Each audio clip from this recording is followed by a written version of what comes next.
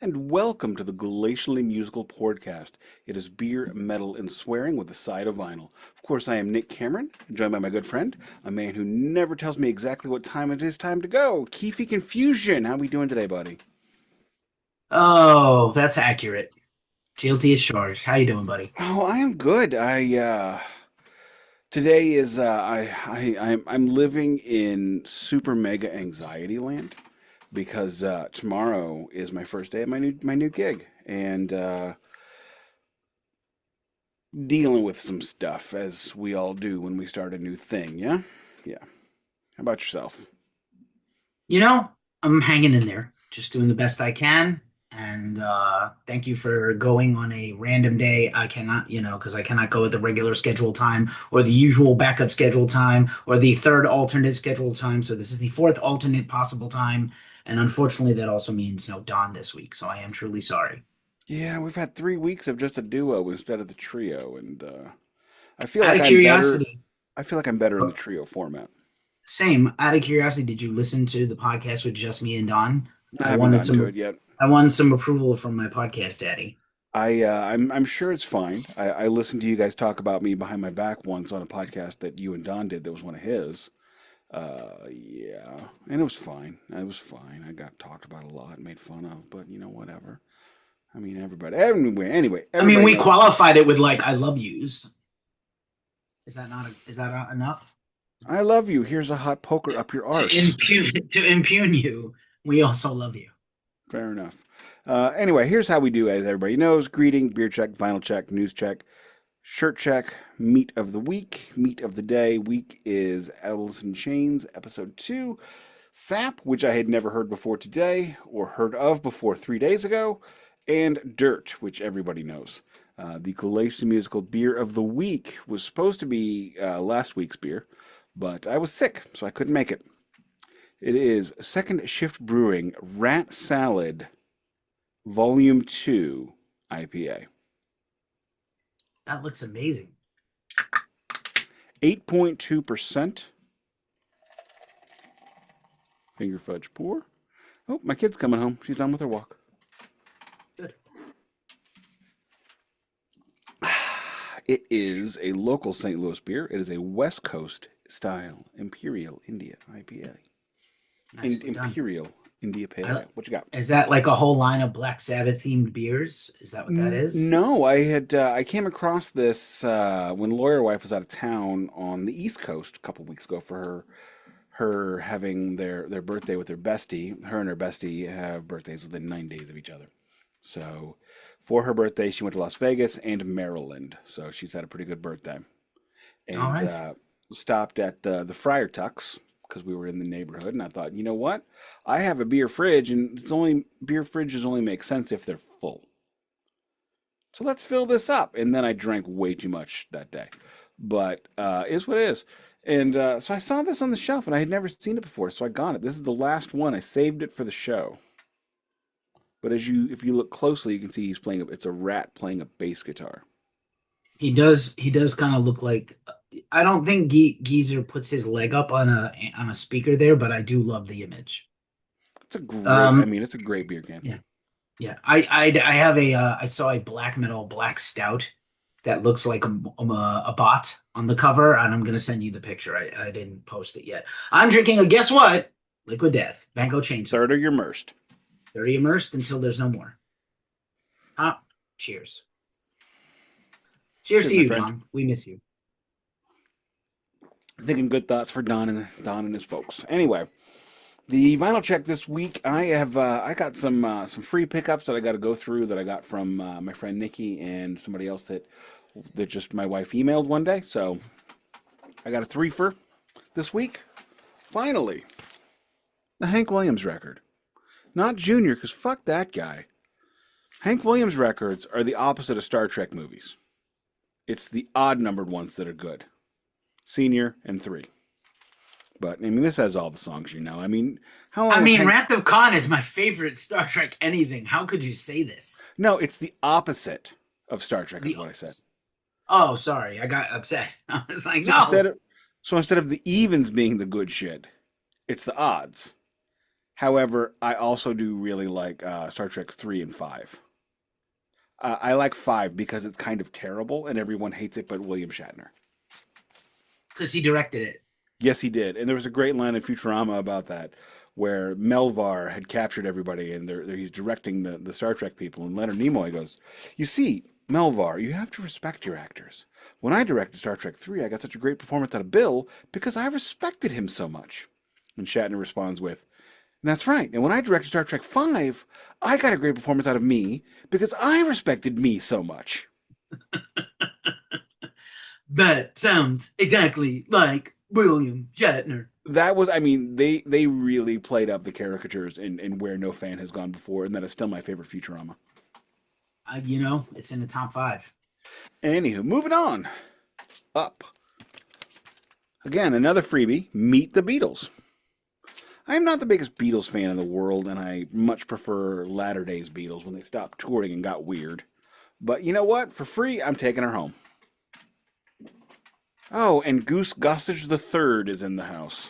Goose Gossage, New York Yankee. I just realized, I remember him as a Padre, but I just remembered that my cat's name is Goose, and there was a baseball player named Goose Gossage, so. He had the greatest porn stash of the 70s, and that's really saying something. For a straight guy, he had a flat-out cum catcher. Oh my God. Like a dream catcher, except the catches cum and not dreams. I see. You know what I mean? I see where. I see where. No, you were very subtle. Very, very subtle, and I'm really not You sure see what I'm putting down? Not exactly. Could you explain it? You disappear for a week, and then you had to hear me struggle to do the show in your image. Explain it to me like I'm 5. Anyway, last record. Like 3 for, yep, go ahead. The Cranberries. No need to argue. No need to argue. Yeah, this is the 30th anniversary or whatever. I don't like this record as much as I expected to. It's not bad. Don't get me wrong. I enjoy it, but I was hoping for a lot more like Zombie instead of a whole lot of nothing more like Zombie. It's more Linger than it is Zombie. That's right. And I believe it's just a rig. Yeah. I mean, Linger is great. I am hoping to get a copy of they're finally releasing their Unplugged as a standalone. So I'm hoping is that record store day? I don't remember. I hope not. Okay. But if it is, I'm gonna. Again, we've said this many times. I heard Dune. There's clearly a shark in the cornfield. But one of the things we shit on, record store day is our toilet. We spend about, oh God, at least 40 weeks a year shitting. Did you say 40 weeks a year? 40 weeks a year. 40 weeks. But every time there's a record store day, our asses are there. Every single time. We'll talk about it in the news check. I have some thoughts. We're not going to do the whole rundown without Don. Chasers next week. Might as well do it next week. But yeah, we'll do record store Chaser. Yeah, go ahead. Time for, well, not the whole Chaser. Fuck no. But just the news part of the Chaser will be probably. Jesus Christ. We spend too much time on this shit already. Continuing through my pile of unchecked greatness from the last few years, I have Crowbar, Time Heals Nothing. This was a gimme metal. Whether you want it or not, you're fucking getting charged and you're getting it purchase. The classic Crowbar record is pretty fucking awesome. Time Heals Nothing, Lack of Tolerance, Perpetual Need. This is a great record. It has a recreation of the front and back, of course. It's got the inner sleeve recreation, which I rather like. I only had the CD of this and never had it on vinyl. Kind of cool lyrics, which, I think a band that probably doesn't get enough credit for their songwriting. And then I suppose, what is this called? This is the limited edition 180-gram vinyl, clear and black with red yellow splatter, whatever that is. This that is Pissing Ostrich Splatter. Cool. Pissing Ostrich Splatter. I wish we could make these become just a thing in the lexicon. My goal in life, like my honest to God dream, I may have never told you this, but my honest to God dream in life is to coin a phrase that gets into the American canon. In case you ever wonder why I say so many things weird, that's why. I want one to catch on. And then Lexicon by Nick. The Lexicon of Love. My second check, again, another from a few years back. This is Pupil Slicer, the great UK black and post-hardcore death metal band. This is Blossom, their last album that was very well acclaimed. Their next album, whoa. yes, their next album, Fleshwork, is about to come out. So, good time to. I thought that was a good joke. I'm just gonna say. Yes, it was. This kind of I remember this coming kind of dinged up, and I'm not sure why, but it showed up dinged up. Again, also with no gatefolds this weekend. Very good. We've got the inner sleeve, the lyrics. Band is very much a band of the people and a band of protest and defiance. So lyrics matter, sentiment matters, how a band carries themselves matters. I actually did an interview with Kate from Pupil Slicer, coming eventually to the Ghost Cult Magazine podcast, and I've interviewed Crowbar many times. And then I think I have a hype sticker over here. This is the limited edition Rebirth Blue vinyl, whatever they're calling this. Kind of looks like a bomb pop. It does look like a bomb pop. That's a bomb pop. What is the term for that? They don't really have That has a word. A bomb pop Rebirth Blue vinyl. It's a bomb pop tricolor splatter. This part's melting. This is melting on the hot summer sidewalk. Yeah, and then the rest is. It's July 7th. It's 3:30. It's 3:30 p.m. You've just run 3 blocks after school with the change you've saved up from your lunch money, because lunch was $1.30 or only $1.20, and they give you $1.30 every day. That's correct. I think I have a few albums with this Frost Blue all the way, including the last Stabbing Westward album, Chasing Ghosts. David Gilmour. My David Gilmour is that color. Nicely done. That is my vinyl check, sir. Oh, that's right. Next week's Chaser, we already chose that. Sure. You chose it. I allowed it. I didn't choose it. You chose it. All right. Well, I chose it. I just got to buy the damn thing. Now just gonna have to pull that trigger, and you know I will. You know I will. Yeah, I know you will. Anyway, news check for the week. I'm guessing you guys talked about Ace last week.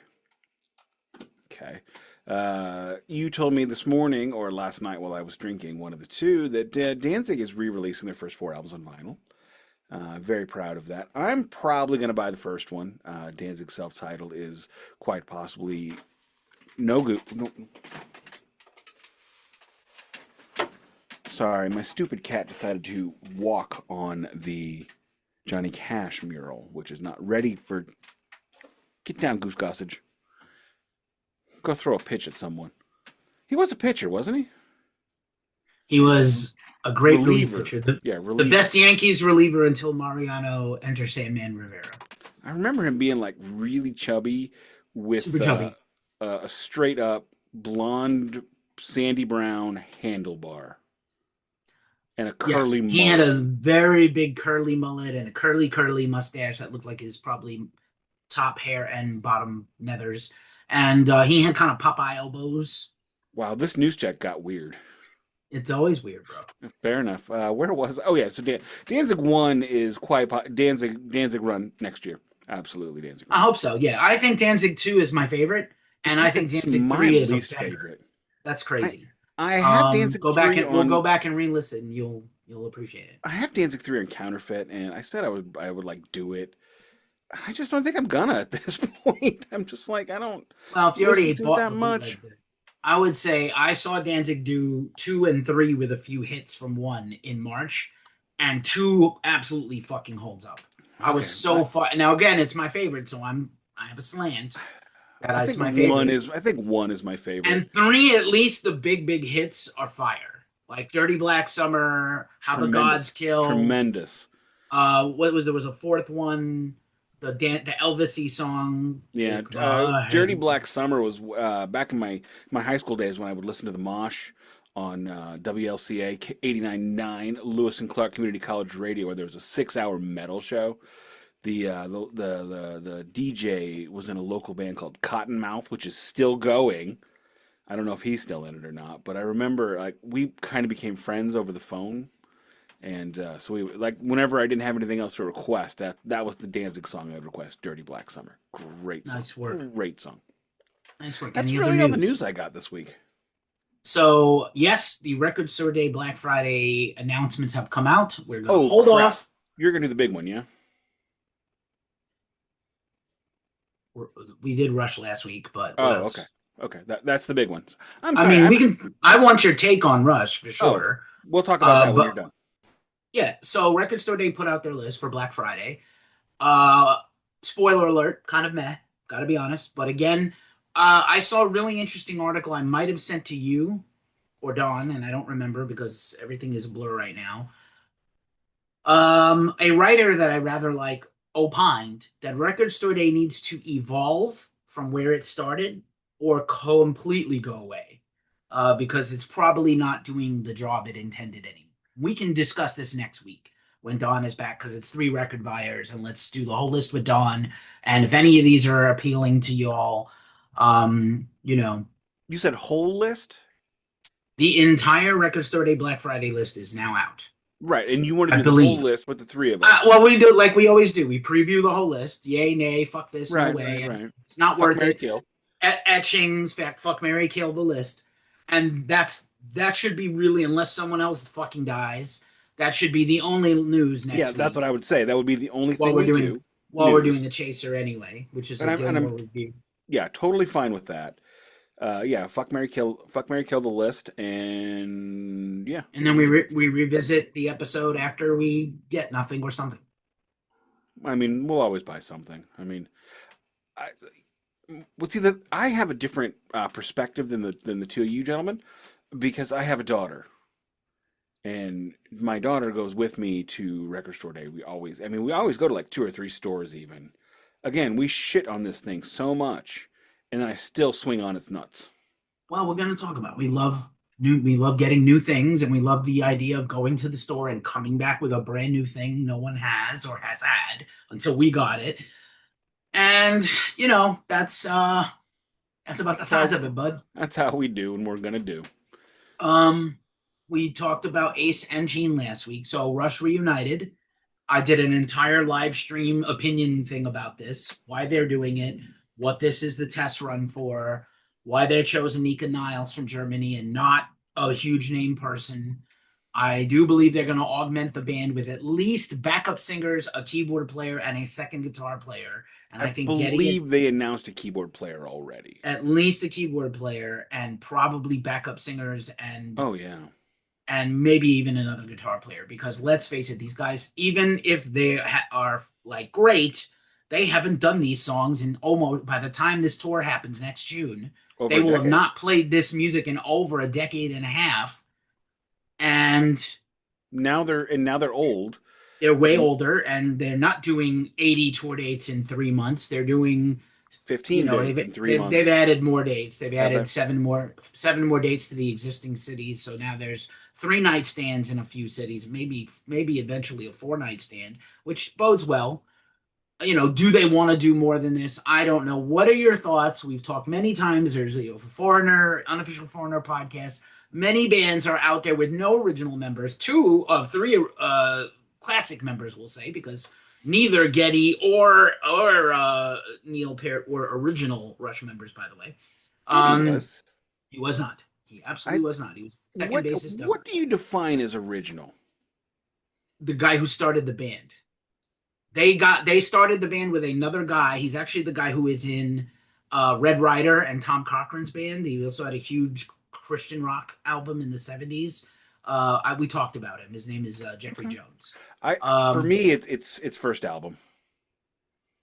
so then that's That's Rutsy and not Peart anyway. yeah, So, but Rutsy. I Yeah, totally understand that Rutsy. Neil is. And listen, as I get older, as much as I fucking loved Rush growing up, and I love Rush still, and I love the Rush records. No one loves the '80s synthesizer Rush. I love all that.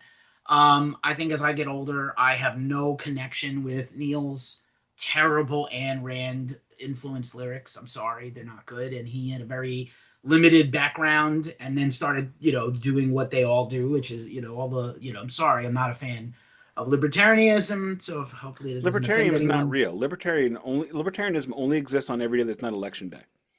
Yeah, That's what I well, said. whatever. That's what I said. Um, However, my good friend Mike, who is libertarian, he and I have been discussing this Rush thing all week. So I don't know if you've said anything like what I'm about to say, but the big thing is he showed me a screenshot of a seventh row seat for $3,500. And here's the thing. Here's where I blew his mind. That's not resale, bro. That's the price. And as soon as these things hit sale, as soon as these things hit pre-sale, what's going to happen? They're all going to get gobbled up. You know, we paid an exorbitant amount of money to see the Eagles with, I think, 3 classic members and Vince Gill. However, it is at the Sphere, and our plane tickets were very cheap, and our stay is completely free. So we're paying, in the end, it's going to cost us the same to do our January trip in Vegas is the same as with seeing the Eagles is going to cost the same as what we would have paid to go to Vegas and see Motley Crue if we didn't end up getting a free room, which we did. We ended up getting free accommodations. So it's not that bad, right? I can justify that in my head. However, with this Rush thing, the lack of movement, you know, when you pointed out they're doing 2, 3, 4 night stands in cities. Okay, what they're doing is they're saying we're not road dogs anymore. That's fine. Nothing wrong with that. I appreciate that. You know what? Metallica is not road dogs anymore, right? They do 50 shows a year in 25 cities. Okay, fine. Works.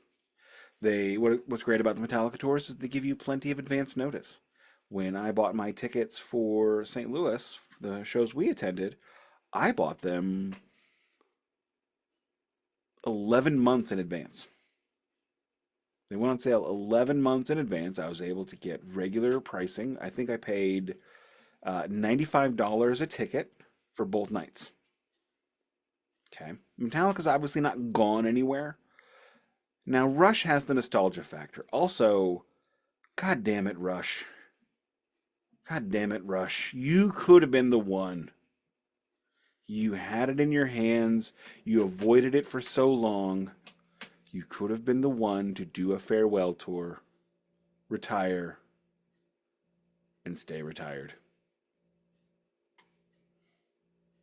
Did you want this to be the farewell tour? This is the farewell tour. Like their guy died. It's not, and I didn't see that tour, the R40 tour. I was like, oh, I'll see them in a year or two, whatever. I didn't go. I had a weird time in my life. I was like homeless for part of that year, and I was like, I'm not going to any shows because I'm broke and I'm homeless, and I got to circle wagons and get out of the shelter and sleeping on floors. So like, you know, they didn't want to quit playing. This guy had a brain tumor and it was clearly affecting his playing, and he had to literally shut down his whole life. And that cost the 2 other guys who were perfectly healthy, as far as we know, their career and their band. And so this is the farewell. This is the farewell tour. If you didn't get to go, go now. I think if you're smart and you know the tickets are going to go and be escalated by Ticketmaster, I know you don't care for Nine Inch Nails and don't like it when I talk about them.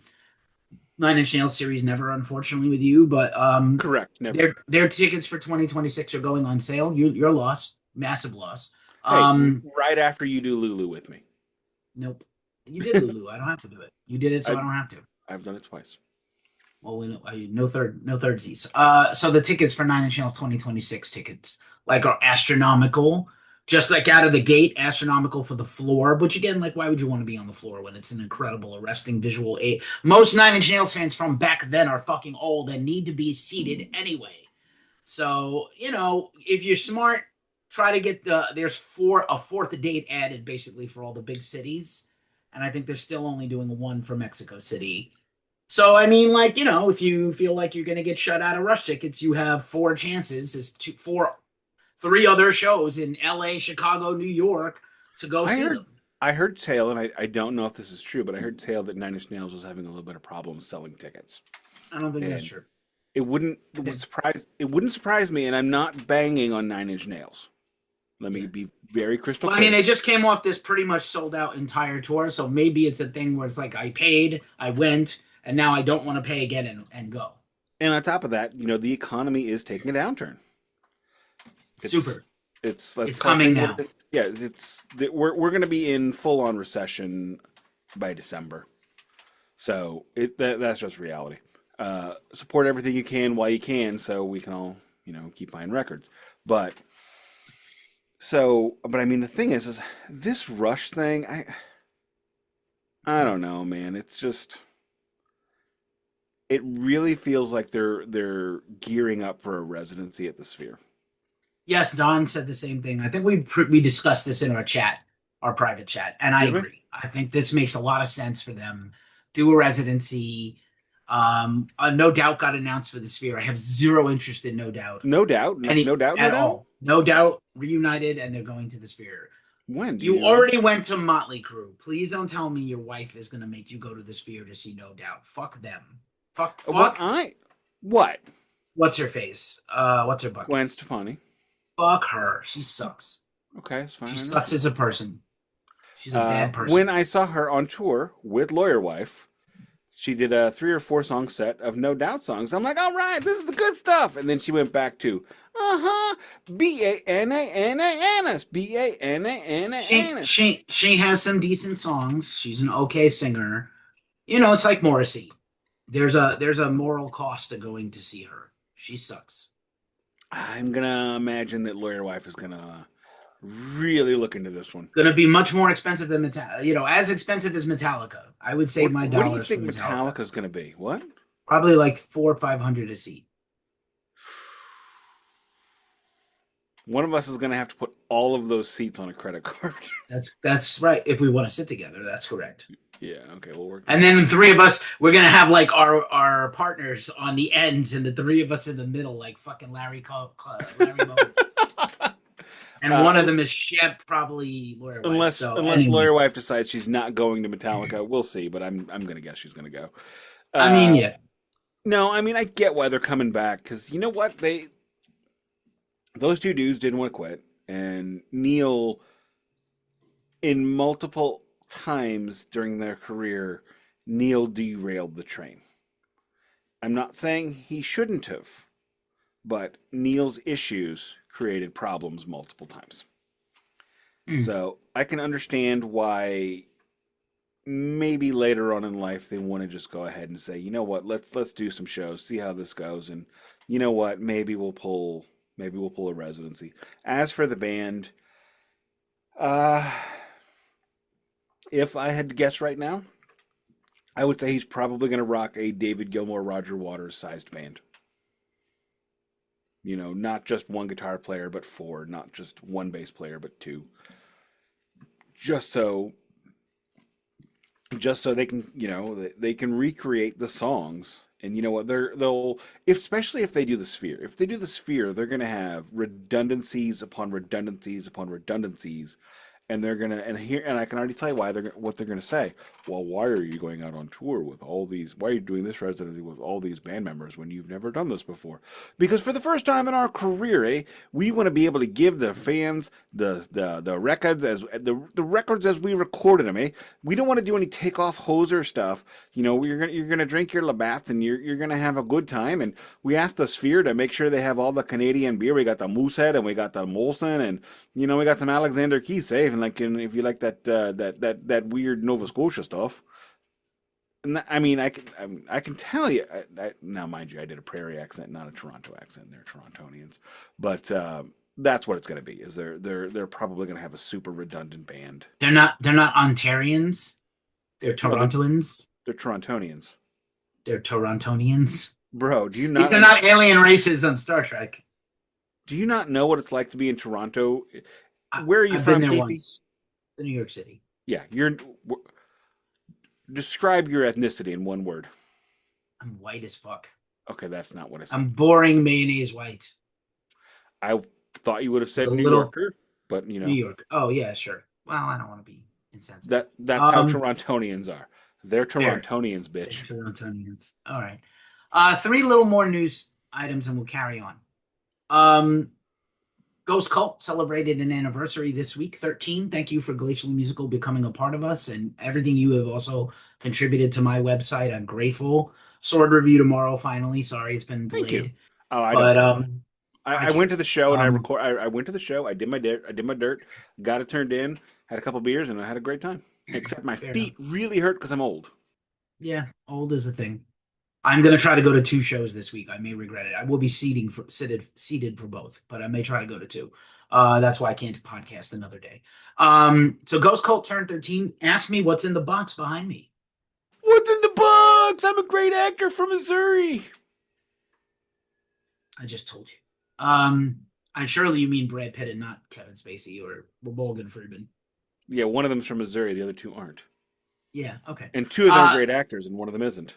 that's a box of 13 things that people can win from Ghost Cult to celebrate our 13th anniversary. And the 13 things total in the cash value of $130 because I like symmetry, sort of. That's And fun. I'm going to start that tomorrow. We're also still giving away tickets to see the Cult. If you are listening to this somehow and you are in striking distance of LA and you want to see the Cult, Death Cult, Failure, and Patriarchy on October 30th in less than 3 weeks, hit up the link in the description. Now I'm done plugging things. Do you have another beer? What is that? Wally's Light Lager. That looks fun. Can we get a sponsorship from them? No, no, this is I think it's actually the same brewery. Second Shift Brewing. Okay. It's either Second Why? Shift or it might be the one that does it might be no, I'm sorry, this is Urban Chestnut, which does Fair this enough. Talipa. Um, Megadeth new song came out. Pre-orders are live for their final album, self-titled Megadeth album. It's pretty fucking rad, very killer. Interesting video where Dave gets waterboarded and tortured. Do with Okay, that what you Dave. will. Yeah, do All with that right, what you Dave. will. But I like what I'm hearing. Again, I feel like Dirk Verbeuren really gave them a shot in the arm the last couple of records and the last few years on tour. And I like Timu Mansansari. I guess he's going to be the final boss, lead guitarist of Megadeth at least now. Um, and then some just to follow up on our recent series on Ozzy. Ozzy No Escape from Now is out now on Paramount Plus. I watched it twice. I got choked up twice. It's really hard to watch. I heard the BBC one is even worse, even though this takes you through like the last 6, 7 years of Ozzy's life, right up until the back to the beginning moments, and Oh then my Lord, how could you possibly even? it's a lot. That is a lot. I can't. But it was really well done, and I think Sharon is finally humanized to a good level for me. You really see the bond between them. She really suffered right along with him. She cared for him. She was like a scared parent for him. And like I said in my lengthy video review of this and a little discussion with Don, you can see sometimes like the old Ozzy is still in there, and you see the fire in his eyes and the sense of humor and like the Ozzy, he's still in there. And then there's other times when he's just a shell, and it's just heartbreaking as fuck. Well, as we learned, he got off all of his meds for Back to the Beginning, and I that's my opinion is what brought on his No, end. well, he was having heart problems also, and it wasn't known until just a few days Mm, before the heart attack. And then also out this week, Ozzy's final memoir, as far as we know right now, Ozzy Osbourne, Last Rites. Here's my copy. I'm gonna start reading I it. need to read that. I'm Yeah. reading David Uh, Spade's biography right now, and it's kind of Ew. bad. Why don't you read the biography of someone funny? He's so unfunny. Are you still mad about the Eddie Murphy bit? I'm just mad in general. I think he's never been that funny. He's always the lesser guy to Farley and Sandler, and and Mike Myers. He's just lesser than them as a comedian. I will give you that he is lesser than Sandler and Myers. Speaking of Myers, did you know that And we Farley, never been a big fan of Farley? well, I think the issue with Farley isn't Farley; it's what he was given. the material. Yeah. Yeah, I Well, think it was the I think material. he was into the idea that they were trying to make him into a John Belushi, John Candy hybrid, But he and he wanted to liked be that too. Yeah. he also he loved he loved Candy. Then he found out about like he got on SNL, and then it was like, oh God, Belushi should be my Jesus, and he went down that rabbit hole of just I everything. thought he was funnier when he didn't do the big fat guy physical comedy. Yeah, but that's what they set him up with, I know, like when he did like the Gap Girls. Oh my God, he was hysterical in that. When he did Matt Foley, tremendous. When he did, I had another one in my head that I've lost. Oh, the Chris Farley show. You know, his the anxiety riddled characters he did were so much funnier to me than the Chippendales dancer. Yeah, I wish they could have got him with like Dana Carvey instead of David Spade because that's a much better pairing to me. Oh, But I know they're slightly. David Spade is Timu. That's Yeah, I've said that Timu Dana many Carvey. times. We have Dana Carvey at home. The Dana Carvey your kid wants is David David Spade. Spade. Hollywood Minute. Hollywood Minute was funny. I mean, that was funny. I gotta be honest. But I mean, there was no Chris Farley movie that I enjoyed because they That's were very all sad. Tommy they Boy were is funny, but they're all the same premise. they're all the same. Big fat guy falls. That's the movie. Anyway, where are we going now? Shirt check, meat. Let's go. Cannibal Quaps, another hot topic pickup. So I cannot wait to meet some young blood that wants to cash me outside having a dart. You even know the band? Yeah, motherfucker. And they know my name when they wrote it down on the list twice. Fair enough.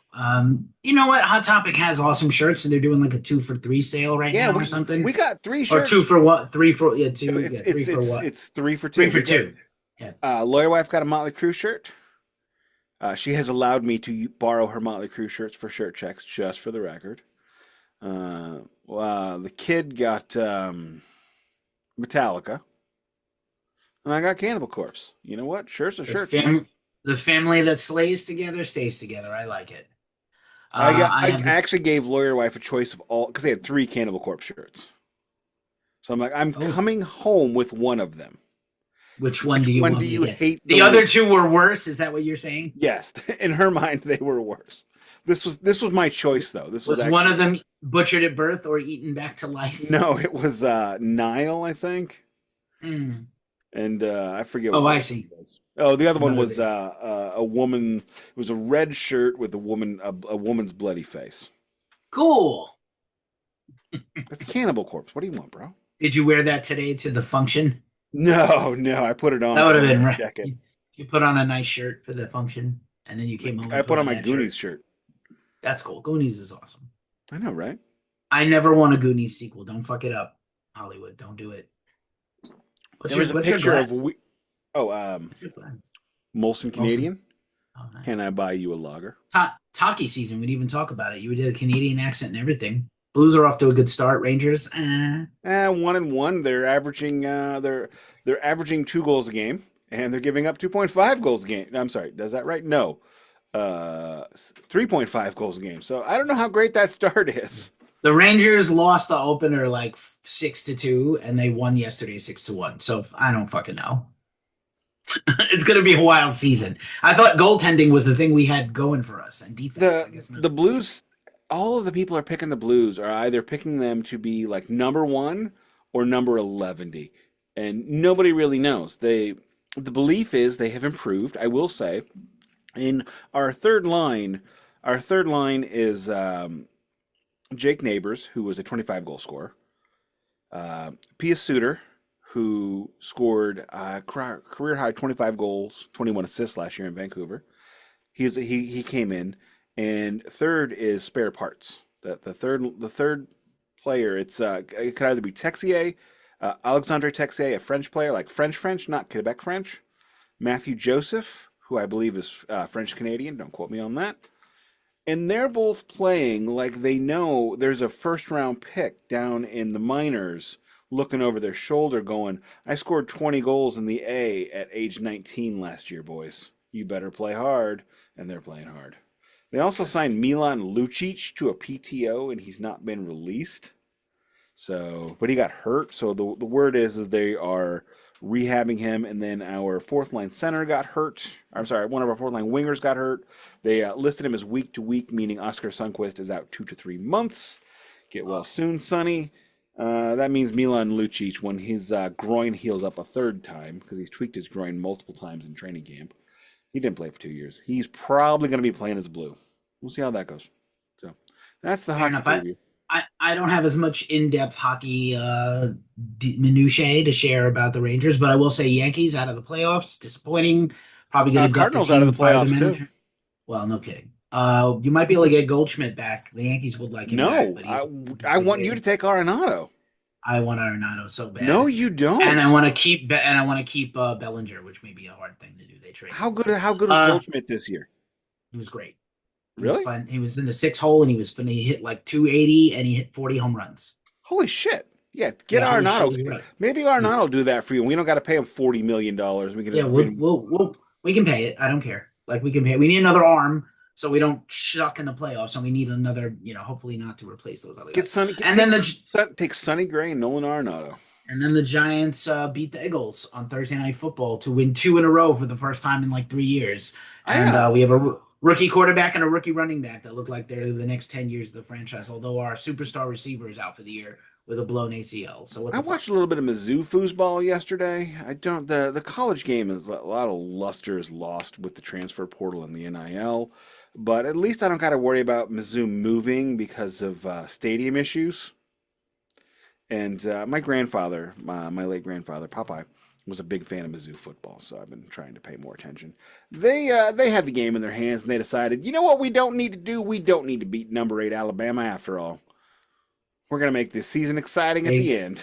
they clinched defeat from the jaws of victory. Is that what they did? No, they had it in their hands where they could have like because they were down, they not quite tied it, and then they got an interception and they were ready to go, and then they just screwed the pooch. And then from that point on, they just couldn't get anything right. They ended up losing 27-24 because they got a touchdown within the 2 minute warning. But had you not turned over the ball a couple of times in the third, maybe you got another field goal, we would have had something. Anyhow, that's the stuff. Nice work. All right. Shirt check, sports check, everything check. Meat of the episode. Break it down 1992 style. We did Alice in Chains, pre-grunge, glam rock, Seattle, proto-grunge, before Nirvana, before Pearl Jam, and then how Alice in Chains formed. We did all of Facelift. We talked about the Clash of the Titans, the unfortunate bus crash for Death Angel opens up the opportunity for Chains. They are booed every fucking night, even when they played great. But eventually, Facelift goes gold in mid 91 on the strength of the Man in the Box video on regular MTV. And they really had the first true grunge hit record I before anyone else. remember Man in the Box. I mean, that was such a big deal. And by like 93, 94, it becomes as we mentioned a couple of weeks ago, it becomes the song every NHL arena plays when somebody goes to the penalty box on the other team for a power play. So the hockey check was appropriate. But 1992, man, you know, there is a lot of questions about what's the greatest era of music. And hear me out. We've all seen the boomer memes of, oh, Billie Eilish and Taylor Swift. When I was growing up, we had Black Sabbath, Led Zeppelin, and Kiss. Yeah, motherfucker, none of that shit was on the radio. You don't remember because you got too high and drunk. What was on the radio was Captain and Tennille and the Bay City Rollers. And when we got later on in the end of the year, end of the decade, it was Donna Summer and the Bee Gees. You're acting, now if you go back to 1992, you turn on MTV at 3:35 p.m. in 1992 after you just got home from your let's see 90 91 92. That was my sophomore year. My Junior junior college for me. sophomore year of high school. Sit down, turn on the MTV because you're finally old enough not to watch cartoons as much as you did, although you still watch cartoons all the time now when you're nearly 50. And you because back then, I mean, it's so weird to think about that. Like, in 1992, they showed fucking videos on MTV. Music television was music television. This is, there were some like Sunday and Saturday primetime blocks that they didn't, but that was it. I mean, it was still music all the time, most of the time anyway. So, I mean, you sit down, maybe you're watching it at 7 p.m. when your disgusting stepmother's going to bingo, and you're watching MTV, and Martha Quinn is there, and downtown Julie Brown. Actually, I probably a little later, downtown Julie Brown. But God, who was that dude with the curly hair? Total New York guy. I don't know. Anyway, JJ? no, not JJ. Not no, no, no. You're thinking of the real world guy. No, I'm thinking of no, no, no, I no, thought no, JJ Jackson. No. no, no. That's way earlier. Oh. There's a white dude with like big nostrils. Anyway, Oh, Adam Curry. no, not Adam Curry. He had giant blonde hair. Feather hair. The feather hair. Yeah, Yeah. All right. yeah. I don't know what you're talking about. Anyway, it doesn't matter. No, none of these people matter anymore, really. But you It's might brutal. see Alice in Chains. You might see Smashing Pumpkins. You might see Nirvana. Oh my God, look at all this grunge. Yeah, and Mary J. Blige, LL Cool J, and Sir Mix-a-Lot, and Metallica, and Red Hot Chili Peppers, and the Beastie Boys. You did not know what you were going to see. And that was what made MTV so great. MTV was the epitome of, how many radio stations have we seen come through that, oh, we're the mix. It's something for everybody. Everybody in your family is going to love this. And it never is. It's always top 40 bullshit, right? MTV, yes, they were top 40, but they actually like played everything. And that's, in my opinion, why my coming of age story is the best music of all time. Because it wasn't a singular music. In fact, 90% of what they played I didn't even like. But my ass was still glued to MTV. When I was in the summer vacation, hell yes, I woke up at 11:30 a.m. as I had spent all night on the computer, getting on BBS, sending my emails. Yes, I sent emails in 1992 because I'm a fucking nerd.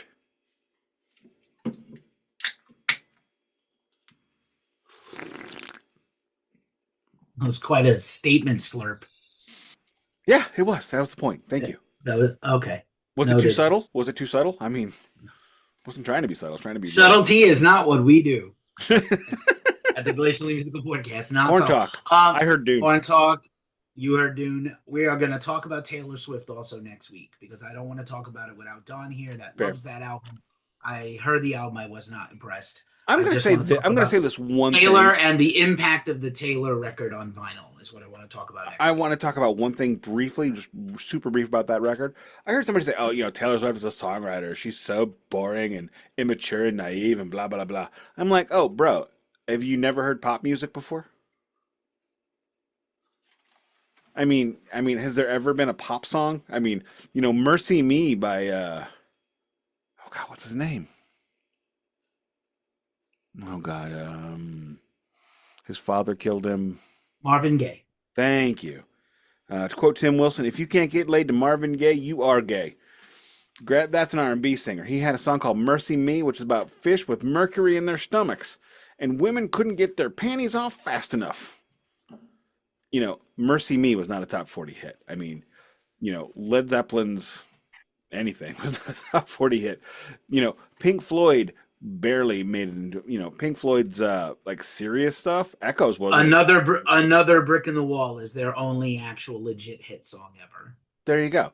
And Another brick in the wall 2 specifically.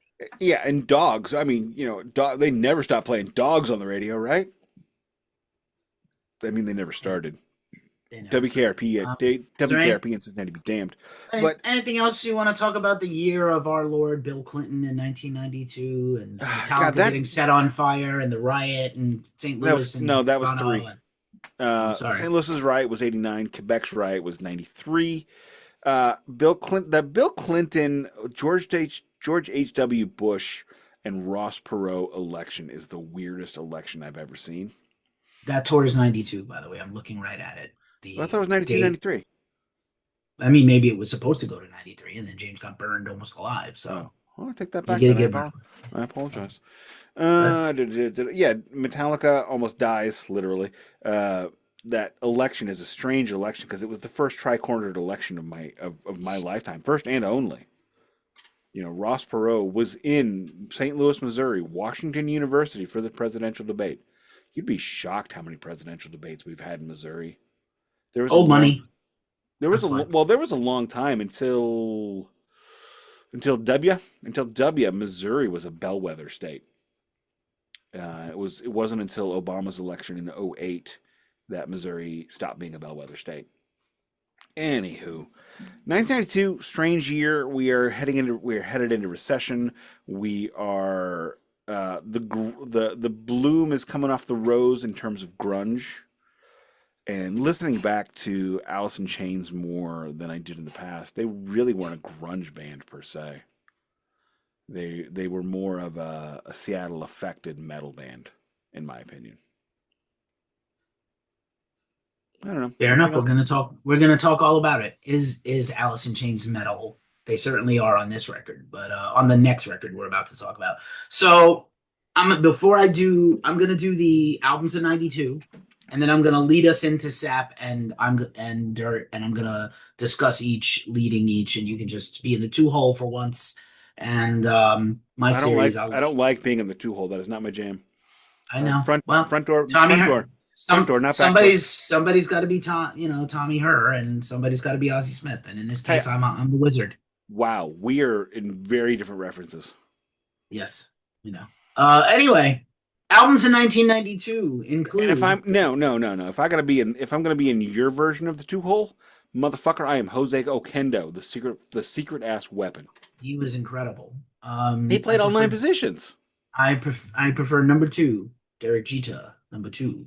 Let me see Mr. him get November. play and catch. I wouldn't want to see that.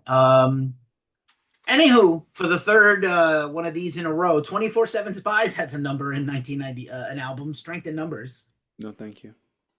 AC/DC Live, no thank you. No, thank you. The album of one of today's two releases we're discussing. Just for the Alice in record, my Dirt kid and Sap. hates AC/DC so much. That's cool. She's like, there's a global conspiracy trying to convince me that AC/DC is not a mid band.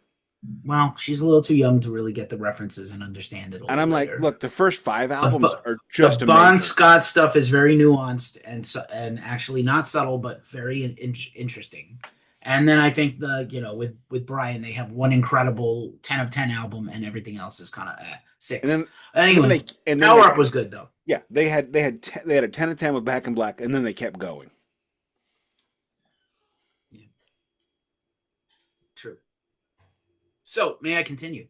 Please. The debut studio album by Amorphous, the Carolinian Isthmus. I love that title, but no. The Crestfallen by Anathema. Nope. The horrible Anvil, Worth the Wait. Anvil is never worth the wait. They suck. Ace Fix, Crush the Cenotaph, debut EP. I would have liked an Ace Frehley fix, but that's not it. The debut album by At the Gates, rest in peace, Tompa, The Red Sky Is Ours. I have the vinyl reissue of this from a few years ago from Gimme Metal. Really need to dig into At the Gates. You really should.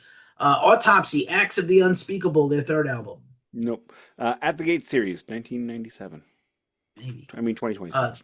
27, 26, I don't know. Babylon AD, who has a new album out right now, Nothing Sacred, somehow.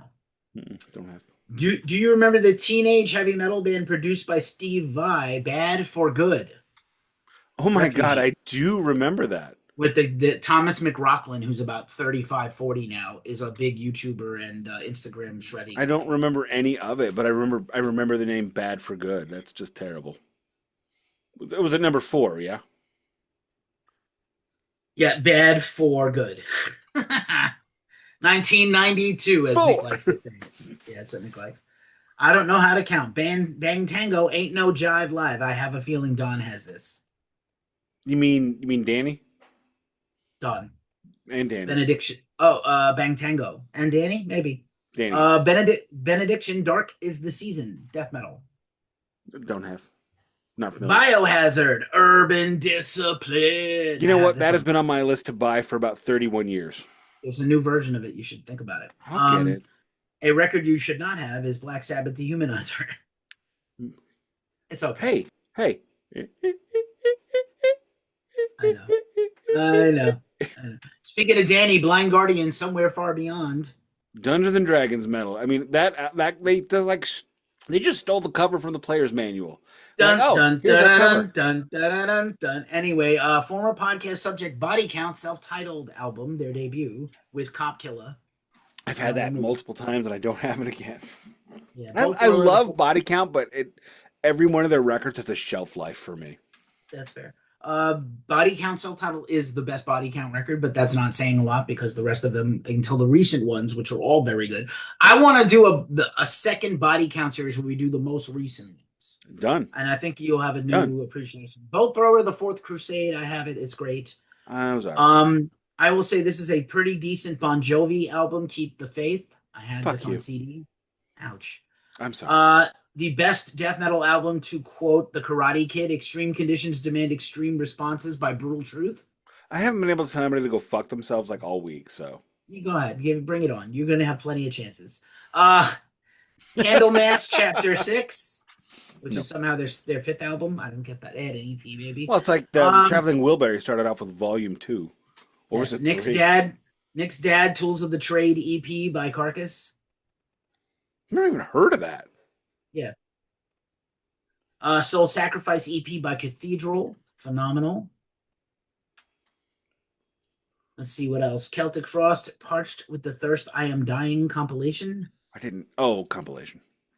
The Not Good third album by Cro-Mags, Alpha Omega. I mean, how many good albums can a crossover thrash band have? It can't be that many. They were more hardcore, and then they kind of became a little thrashy. Anyway, Damn Yankees Don't Tread. You their just second described and final crossover album. thrash, and fuck damn Yankees. Fuck you, Tommy I Shaw, agree. for getting in bed with that douchebag. All right. said what Dark I Throne, said. maybe the best ever black metal record, A Blaze in the Northern Sky by Dark Throne. I'm pretty sure that is not Live at Leipzig by Mayhem. Does a live album count as the band's best record? It doesn't. Anyway, When it has Dead on it, yes, it does. yeah, whatever. Guy died fucking 40 years ago. You got to let it go. They had a whole life after him. Danzig 3, How the Gods Kill. Oh yeah, put it in my bung. I'll take that at a 2-hole. At the time, I was so pumped for this fucking record to come out, Def Leppard Adrenalize, and it is. Oh God. Steve, all the talent of that band ran off with the death of Steve Clark. Do you know what happens whenever I see Def Leppard with Lawyer Wife, which is frequent? Whenever they play like Let's Get Rocked or whatever, piss and a beer. Let's not get rocked. Let's go fucking take a leak. Let's take a leak. Let's get a beer. Here's my impersonation of Def Leppard. Let's get rock. One-handed drummer. Sorry, too soon. That album, no, it's that album is that is the beginning of Def Leppard's musical irrelevance. Yeah, cliff. You know when the Wile E. Coyote falls off the cliff? No, that's not what it is. It's Homer Simpson going into Springfield Gorge, and then the next record is Homer Simpson coming up Springfield Gorge, where he hits his head every time up and falls back in. Slang. Yeah, oh god. Deicide Legion, not bad. Oh, 10 of 10. That is my version of Don's Beast from the East. I haven't checked the new version, but I got the new version of it. Beast from the East? Or Deicide No. Legion? Sorry, I was like, oh my god, no. What alternate universe is this? You know what? Nightmare. If I can, I am gonna go for free. Only for free. I'm not paying for this. But if I can go to the Doc and Lynch Mob show, I will go to it, and I'm gonna send like videos of me with one enjoying Doc-in. No, it will not be. It's gonna be It's gonna be me with one nipple out, filming myself, and it's gonna go to the group chat. Like it's gonna be like 5-second clips. Don't take this the wrong way. I never want to see your one nipple out. Okay. Okay, 2 nipples, then fine. No, fuck me. Demolition Hammer, Epidemic of Violence, great record from my youth. Not familiar. Dismember Pieces EP. Mm-mm. Dream Theater's early second record, Images and Words, which is great. God, I want to love Dream Theater, but I don't. I know. Let's see, what else? Exhorder, The Law, very good. Mm. Exodus, Force of Habit, not that good. Nope. Zetro still in? Exodus, man, they're a 30-30-30 band. Let's call a thing what it is. The very decent. Well, when they hit, they hit. They're like when they hit hard. Extreme, 3 sides to every story. And you know what? My best friend Nate told me that was not a 3-sided record. But whatever the hell it is too. The singer said it was. He knows better than you. Okay, So whatever, I bro. used the term now. We're doing a three-sided record today. Titan. Right. Faith No More, Angel Dust, previous podcast subject. I love it. Nick didn't. Mouth fart. Definitely my favorite Faith No More album. Mine as well. Two releases for this year from Faster Pussycat for some fucking reason. Belted, Too buckled, and many. booted. Whipped too many. How about Zero? Why the Yeah. fuck did they have two records in How a about year? go away and pretend you don't exist anymore? Debut album by Fear Factory, Soul of a New Machine. I know you don't like them. You know what? I don't like them, but I respect the shit out of them. Sure. Firehouse, Hold Your Fire, and Hold This Fucking Album so I don't have to. Hold my beer because this is gonna suck. Yeah, basically. The debut album by The Gathering, Don and I are fans, always. I don't know them. Two released by Godflesh, Pure, their second. Respect, don't love. Slow Fear Factory basically is Godflesh. Gore, America Must Be Destroyed. It's like their third or fourth best. It's like their third or fourth best record, but it's actually pretty good.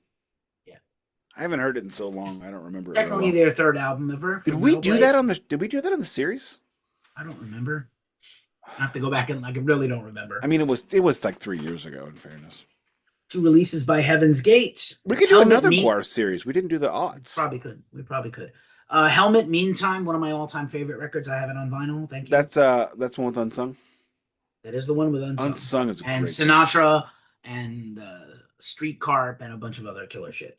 And in the meantime, of course, the title. Speaking of like 92 MTV, yeah, that's another song they play just like random times. Not even like at a weird time, but like a normal time. Just all the time, yeah. That was also one of the first videos on Alternative Nation ever. Good video too. Good like black and white. Like it started that whole genre of cement basements with like water coming in at videos. That is correct. I'm sure it was an existing place. They're like, let's just go in this squat and record here. Hypocrisy, Penetralia. No. Incantation, Onward to Golgotha, their debut and still probably best album. Love them. Immortals debut, Diabolical Full Moon Mysticism. Full Moon as one word in that title, by the way. That's 2 words. Too many words. Iron Maiden, Fear of the Dark, thank you and no thank you. Hard no. But thank you for touring behind it because that's my first show. My first show was that tour. That's great. Former podcast subject, King's X, self-titled album, very good. There we go. We're changing up the world. A record both of us like, and probably Don also. Revenge by Kiss, excellent. 30. Highest Blues for the Red Sun. Look, we will do a chaser on that record. Maybe. I'm not doing an 80s Kiss series. Fuck that. Highest Blues for the Red Sun, amazing. Creator Renewal, not amazing. Was their first experimental record. Not amazing. Here's an underrated band, Lawnmower Death from the UK, thrash band, The Return of the Fabulous Metal Bozo Clowns. That record sucks, but they have other records worth checking out. I'm sorry, could you repeat that title for people like me who weren't paying attention? Lawnmower Death, The Return of the Fabulous Metal Bozo Clowns. Nope, apparently I was paying attention. Thank you. Yes. LA Guns Cuts, which is an EP. I think it's covers, not good. Little Caesar Influence, the band. They were still happening. LA Guns was still happening at this point. Still happening. Loudness, self-titled 10th album. God, I want to love them much harder than I do. But Love Hate, Wasted in America, solid. Not familiar. The second studio album by Lynch Mob with Robert Mason, former discussion topic. Who the hell is that? That's the guy who sang on stage with Ozzy, but off stage, for 25 years. Let's see. No, Yngwie Malmsteen, not Yngwie J. Fire and Ice, not good. Mouth farts. The horrible Manowar Triumph of Steel, terrible. Mouth farts. Massacre in Human Condition, pretty good. Mm-hmm. There's more. Sorry, this is taking so long. It's a very heavy year. Marduk, Dark Endless. I think we're back liking Marduk again. Marmaduke? Not Marmaduke, Marduk. Megadeth, The Countdown to Extinction. Why have we not done a Megadeth series? We should really do Megadeth. We also should do Anthrax, but I don't know. We should also do Anthrax. I'm gonna Merciful Fate reformed and did Return of the Vampire. Not good. No, that is not a reform. That is a compilation of demos. Okay. Well, they reformed that year, so. Yeah. In the Shadows came out that year. Maybe the year next. Maybe next year. Probably the best Ministry album, Psalm 69, The Way to Succeed and The Way to Suck Eggs. What title? MOD, Rhythm of Fear, not to be confused with their other band, SOD, that is much better. The second EP from Monster Magnet, Tab. I remember getting blazed on weed, on terrible weed to this record. The debut album by Monstrosity featuring George Corpse Grinder Fisher, Imperial Doom. Pretty good record. You have a comment? All right, I should have muted. Okay. Mortification, Scrolls of the Megalioth. Good record. A solid album by Motorhead, March or Die. Solid.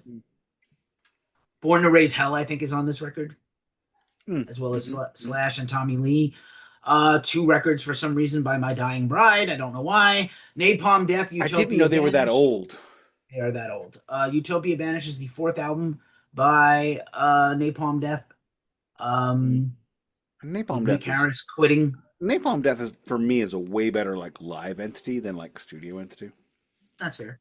Necrophagus, Requiems of the Festered Gore, their debut demo. I love pretentious metal titles. So pretentious, but like one of the best bands ever. Neurosis, Souls at Zero, their 3rd album when they started to become post-metal and not hardcore and sludge anymore. 2 Nine Inch Nails EPs, Broken, which won a Grammy, and Fixed.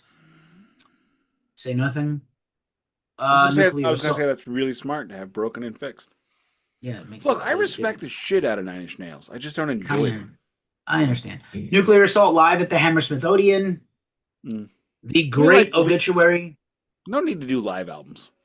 I understand. Do we do Obituary? Previous podcast subject Obituary, right? The End Complete. Yes, we did. Oh god, that album is terrible. Oh no, you think it's terrible? I thought it was pretty good. Did that with Duncan. I think it's good.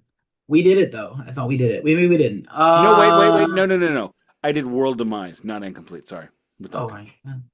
For future podcast subject, Pantera, A Vulgar Display of Power. My favorite Pantera record, by the way. How can you not just jizz all over your own face when that album comes on? Could be. Guess who else had an album in 1992? If you guess Paradise Lost, you're correct. Shades of God. It's only their 3rd album. This year. Debut EP by Pitch Shifter, Submit. Propane, The Foul Taste of Freedom for a little hardcore metal. Does anybody remember Propane besides you and me? No. Okay. Omar cut this. Prong EP, Whose Fist Is This Anyway? A half a year before Cleansing comes out. Very good. Rage Against the Machine debut self-titled album. Rage Against the Machine series when? You name the time and I got the dime. The best album by Rollins Band, The End of Silence. Their 3rd. Not a fan. Okay. Like Saigon Kick the Lizard. Nick has it on vinyl. Green vinyl. COD, the 6th album by Saint Vitus on Hellhound Records. Good label. Samael, the 2nd album for them, Blood Ritual, solid. The 11th album by Saxon, Forever Free. It is my god. 11. Those dudes wrote as many songs as Gene Simmons did, with about the same accuracy. That's correct. Skid Row, Beside Ourselves. Don't need that. I didn't even remember that existed. Slaughter, The Wildlife, who I do love. Slaughter? We were gonna see them last night with Ace and Angel before the cancellation. Ace canceled because he's whatever. Because he's something. A record. I would bet a lot of money that Don had this record or has it still. Sleaze Bees, Power Tool. If he does not have it, we know what to get him for his birthday. Recently reissued Sodom's Tapping the Vein for some thrash metal by Germany. Good title. Spinal Tap, Break Like the Wind. Previous DMA subject. That is correct. Spread Eagle, Open to the Public. Good band. Wow. From New York City. Stone Temple Pilots' debut album, Core, came out in September 1992. Did we do an episode on that? We did Purple. Did we do the Well, whole okay. band? I don't remember if we did the No, whole. we did a singular We did chaser, Purple because of the the reissue. I would do re-release. Yeah. STP. Yeah, I would do STP a whole run. I would. Oh my god! So like we're at the record store, me and the kid a couple of weeks ago, and she walks up. She's like, "I'm gonna get this," and I'm like, "I have that. You have Core by STP? Yeah, I've had it for 18 months. Can I have it when I die?" Ouch. My band Stupid Angst kid. has been covering Dead and Bloated, and I may even sing it tonight at karaoke. Cool. Izzy Stradlin and the Juju Hounds self-titled debut. I got that. I got I know it. you do. It did not come out in America on Right. vinyl. Only Europe. That was a Duncan package, which I can't do now because England will not send post to America right now Because of the tariffs. because of the tariffs, which Let's see sucks. what else? What else? There's more. Uh Don was vying last week that we should be doing the Suicidal Tendencies run as well. Yeah, totally. Art of Rebellion came out this year with drums by Josh Freeze. Nice. Did we do an You Infectious Grooves run, or did I dream that? dream that we did not do one. We should do that. Maybe we did though. Did we do? Maybe we did one. We did a I chaser. know Maybe we've referenced Arcipius 1,000 I times. feel like maybe we did Cercipius's arc. Maybe we did a series. I don't remember. Testament, the Ritual. I think I Not have great. that. It's okay. Electric Crown is good. Black Crow, Southern Harmony, and the Musical Companion. Their second record. I like Black Crows. I don't love them. Yeah, Therapy has 2 releases this year for some reason. I don't know why. Tiamat, Clouds, Tora, Wild America. I know Don has that one. Triumph, Edge of Excess. I didn't know they were still alive at this point as a That band. late on the line, the Oh, Rush parodies. Rick Emmett is not. No, Rick is not in the band at this time. Terrible. Trickster here. Oh my God, The second Trickster was album. still going at this time? I like Trickster. I don't care. Trouble, Manic Frustration, great album. Wait, Let's what's see. the Typo album Negative, for that? Origin of the Feces. Oh my God. If you like bungholes on the front cover, Ugly Kid Joe, America's Least Wanted. I hate everything about you. That was a great song, and their Cast It of the Cradle is. cover was amazing. It is amazing. That whole record's actually really. There are a couple of records are great. Vader, who's playing down the block from my house tonight, but I can't go because I'm hosting karaoke. Big The Van or Ultimate Darth? the band, the Polish death metal band, the Ultimate Incantation, their debut, which I think I have on vinyl. Coming to the End, once again a band I think you would love if you dive in. Vital Remains, Let Us Pray. Their later albums feature Glenn Benton on vocals. Let me guess. Prey. Pray. Vital Whoa! Remains, death metal. Curveball. Wasp, The Crimson Idol, and actually very good Wasp record. Maybe their best record, actually. Do you know who That is plays not guitar on that one? Who plays guitar that way? Bruce Kulick. Bob Kulick. Bob Kulick. 6 Degrees of Kisseration. Warrant, Dog Eat Dog, pretty good. Got it. I'm sorry. The Bob Kulick on the Crimson Idol is interesting to me because that's like considered to be one of the greatest Wasp records, and it's not Chris Holmes. So I mean, it'd be interesting if it was anybody, but For real. Tool, their debut EP, Opiate, also came out in 1992. God, Warrior Soul. I hate that you hate Tool. We're still doing Tool. I don't give a fuck. Warrior Soul, Salutations from the Ghetto Nation. I'll do Tool, but you're not going to enjoy it. I understand.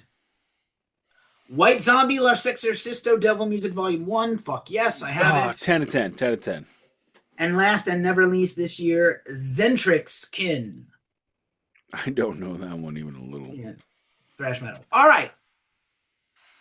We've set the scene. We talked about 1992. Great year of music. Great year. Great year of music. I mean, like, unbelievable year of music. Every time we've come up with an early 90s year, it's just Banger Town, Banger Town, Banger Town. So Alice in Chains, their album is selling, and there's some pressure from the record label for them to get back in the studio and work some stuff out. And Jerry has been writing some demos. Lane Staley had been pushing Jerry to sing more. Most of the Alice in Chains debut Facelift is Lane singing lead with Jerry harmonizing mostly on choruses or very interesting times, never really singing lead himself. I asked Don this question. I asked you this question. I'm going to ask you this question now. Do you think that Alice in Chains, before Facelift, heard King's X and was like, we got to do something like that? Because No. I don't think they ripped them off one to one, but there's absolute similarities. There's King's X sounding songs on the debut album. Absolutely not. I Okay. don't. I vocally speaking, I mean, the closest thing I can think of to the Lane Jerry vocal dynamic, honestly, would be Ace and Gene, or I'm sorry, Paul and Gene. You know, the if you listen to like songs like She, songs like damn, Strutter. My brain is not working, but you know, Gene and Paul, one of the oh, and Shout It Out Loud. You know, where they're trade in Shout It Out Loud, they're trading. In She, they're harmonizing. In songs like Strutter, Gene hits on the chorus. If in you know do same thing with Paul hitting on the chorus. That's the closest comparison I have in the heavy genre for this because they do the same thing. They have switch off, they have harmonize, and they have separates, and then they have backup vocals. And one of the things that does is it really creates, unless you're Queen, as discussed at length in the 18-week Queen series, which I'm still angry about because we had to get all the way to Flash Gordon. It creates a wonderful differentiation. That's my bad. I'm sorry. You should be, and you will have to I apologize for continue that. to. I feel bad for me because I also did it to myself. You will have to continue to apologize for that for at least 3 to 4 more years. Probably. That's fair. That's After we do no, Tool. you will have to apologize for that for 10 years. But the thing is when you have, I hope I know you for 14 more years, buddy. can I I hope fucking it do. talk? You can. I'm sorry, that was very aggressive. I can't talk to my wife that way. Anywho, I'm just You teasing. can, but she won't be your wife that much longer. You Well, surely can try. I don't think if you're gonna get if too I had to far. give up you or her, I'm sorry, buddy. Well, Um, no, it's fine. I agree. Yes. uh, the point is, when you have a band like Alice in Chains, and I love Jerry Cantrell as a guitar player. Do not misunderstand. This is not angry. This is not mean. But he's not extraordinarily gifted at differentiation. And he the way he described his studio work was he does a main rhythm track, a lead track, and a lead track in a sandwich, and that's great. However, by having the differentiation, the different vocalists, it really makes their music pop in a much better way because it's a different. It just creates more differentiation. It creates better opportunities for tracking, all that kind of good stuff. So I love. I mean, I'm pretty on record for loving bands with multiple singers. I think. Yeah, I'm pretty sure. Anyway, so yeah, that's my point. So Jerry had been demoing some material. Chris Cornell in his house that he lived with his wife, who was the manager of Soundgarden. Chris Cornell had like a walk-in closet that he converted to like a little jam room for himself with like a 12 string and acoustic and electric and a Tascam 4 track. And that's where Cornell was like workshopping material that would become seasons from the single soundtrack, as well as the beginning of tracks for what would become Super Unknown a few years later. Soundgarden series, hopefully in the future too. So Jerry Totally also in for that. hanging, Totally in.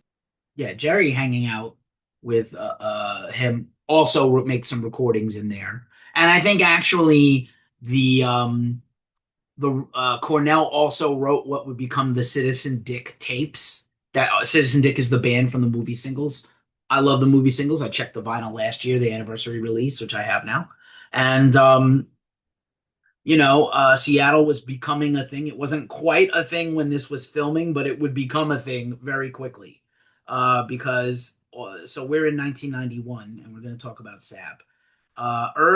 Late 91, Nevermind came out, Chili Peppers came out, Pearl Jam comes out, Andrew Wood dies, Soundgarden is touring and opening for Guns N' Roses and Lenny Kravitz on Bad Motorfinger. Alice in Chains did Clash of the Titans and then had a gold record basically, less than 18 months or 16 months after dropping Facelift, which was unexpected, I think, even from the label.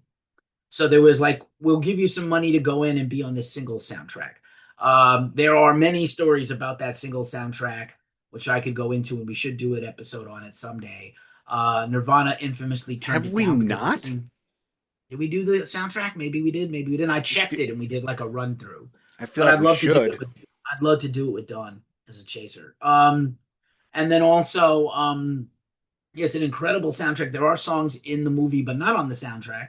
And there are songs on the soundtrack, not in the movie, but whatever.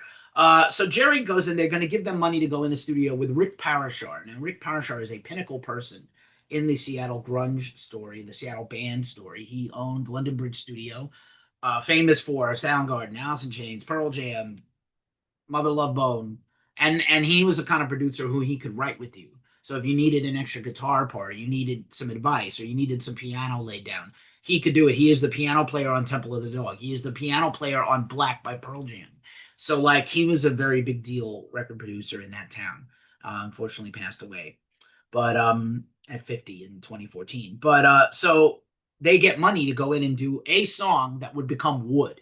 But in the meantime, they were already demoed and ready to go in the studio to make their next record. So they ended up demoing 10 songs, most of which are on Dirt. So Sap is intrinsically linked to Dirt. I don't think I knew that at the time. Sap comes out. It's kind of a release with no fanfare on purpose. It's absolutely different than anything on Facelift. It is not a rock record. It's basically an unplugged EP and with their friends, and they end up recording Wood for singles, and then they also basically recorded all of what would be Sap, 4 songs and a secret extra song, and then demoing what would become half of the rest of that session, 5 songs that are end up on Dirt, including Rooster, which they had done for the EP like an unplugged version, and they were like, let's hold it back for the next record, which I think was wise. So without further ado, you said that you were not familiar with SAP until literally, I know you said you had never heard of it, but of course, what happens with SAP is that SAP comes out, and 2 years later, Got Me Wrong is on the Clerks soundtrack, and it becomes a big radio hit. And then they reissue it on vinyl and CD. But it was kind of, that's an appropriate sharkeration right there, buddy. So let's discuss the track listing. Leading off the EP is Brother, featuring backing vocals and harmonies by Ann Wilson of Heart. You know that Alice in Chains are humongous Heart fans, and Heart is a humongously influential band to all the grunge bands. And Heart is one I of don't those like the bands. word grunge. They're a Seattle band that's not Jimi Hendrix. They're a Seattle band that's a Seattle band. I love Jimmy, but Jimmy's not a Seattle artist. Well, they were originally a Vancouver band, as we discussed in the Heart series. Well, that's The because they ill-fated, had to leave the country because of Vietnam. the ill-fated Heart series. That is not, I'm sorry. I apologize. That was my well, bad. it's not Quiet Riot bad, but it's like only an album and a half of good records out of 4 records. It's got an album and a half of good material. Maybe. Yeah, no, that's the That's right generous. number. No, that's the right number. Being 30, generous. 30. That's 30, 30, 30. Well, so Brother is the first song. It's actually about Jerry Cantrell's younger brother after his parents divorced just a few years earlier. And Jerry sings lead for the first time on a Alice in Chains song, and Lane harmonizes with Ann on the choruses. And I love this fucking song. Right out of the gate. Great song. Great song. Again, I'm going to point out again, I had never heard of this album or the CP. When you sent out the list of the weeks, I went, what the hell, Sap? Well, apparently this is Sap. That is correct.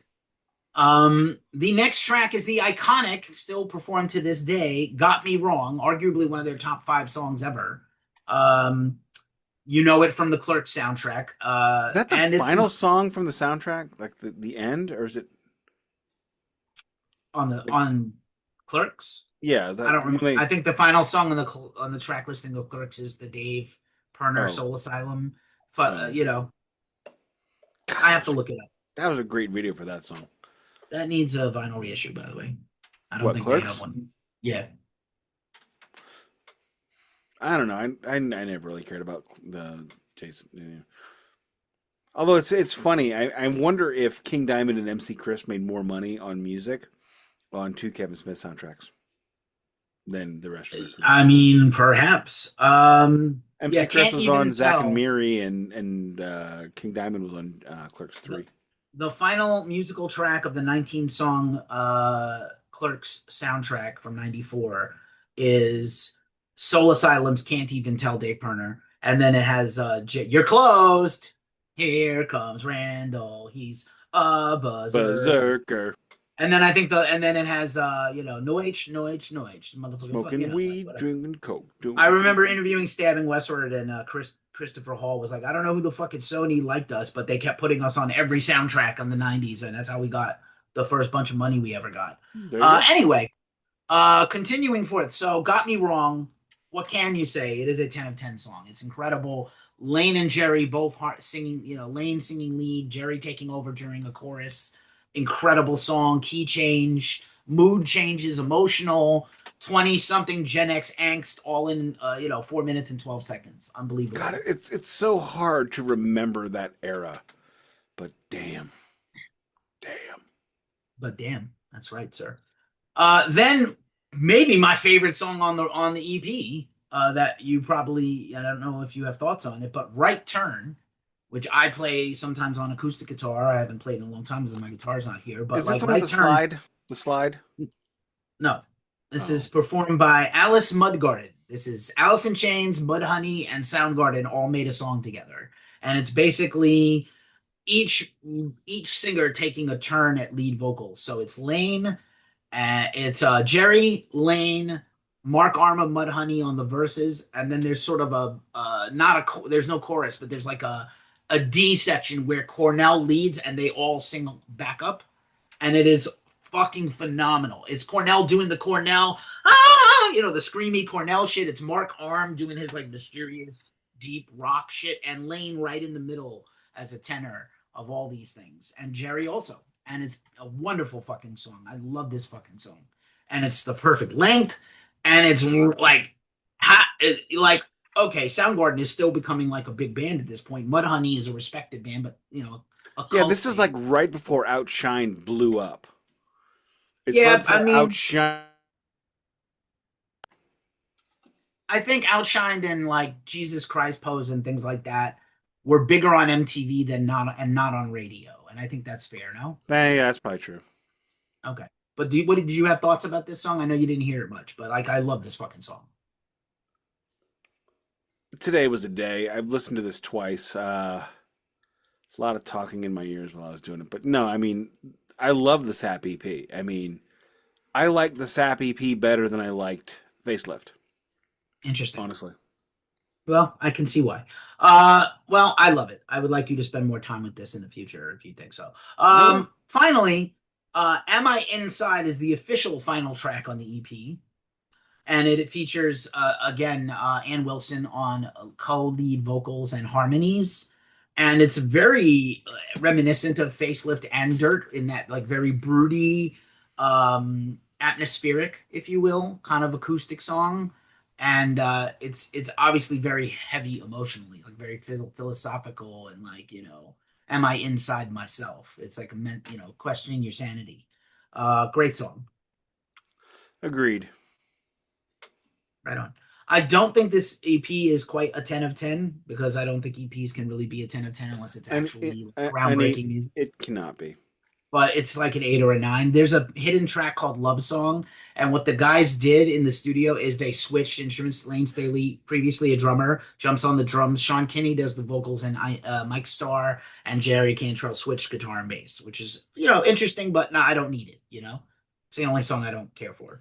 It's like Metallica when Lars sings and James plays the drums and Jason plays the guitar, and I don't need that. I just Yeah. just do it. So yeah, that's the EP, and again, it didn't really become a hit for 2 more years. But after Clerks comes out and is at like the Cannes Film Festival and all these things, and Got Me Wrong is like a huge. They made a video for it with cuts from Clerks in the video, and it becomes like a big fucking thing. So like a big Gen X like tentpole thing. So pretty cool. And then they demoed half of Dirt while doing this. And then immediately went on tour with like Red Hot Chili Peppers and things, which is crazy. Um, So that is all of SAP. Now let us take a turn at Dirt. So SAP comes out February 4th, 92, and again does not become a gold record until late 94, right? Was recorded in November of 91 at London Bridge Studio. They go back in to make Dirt, and the record label they loved Rick Parashar, but I think the record label wanted them to go back to Jordan again. And I think they also wanted Terry Date because he had done Pantera and Soundgarden, and they were all buddies, right? But they ended up That's going back with weird that Jordan. he did Soundgarden and Pantera. Terry Date, yeah, Yeah. and Deftones and every band except Metallica, and Megadeth. So Dirt ends up being recorded all of 92 early, April to July officially, and then they're on tour. So El Dorado, London Bridge, one-on-one studio. So basically cobbled together between three studios. The Wait, label, one-on-one studio, same as Metallica's Black Album? yes, that's correct. What? Yeah, but all with Dave Jordan. And it is the final album with bassist Mike Starr, who was fired in January '93. We'll talk about that later.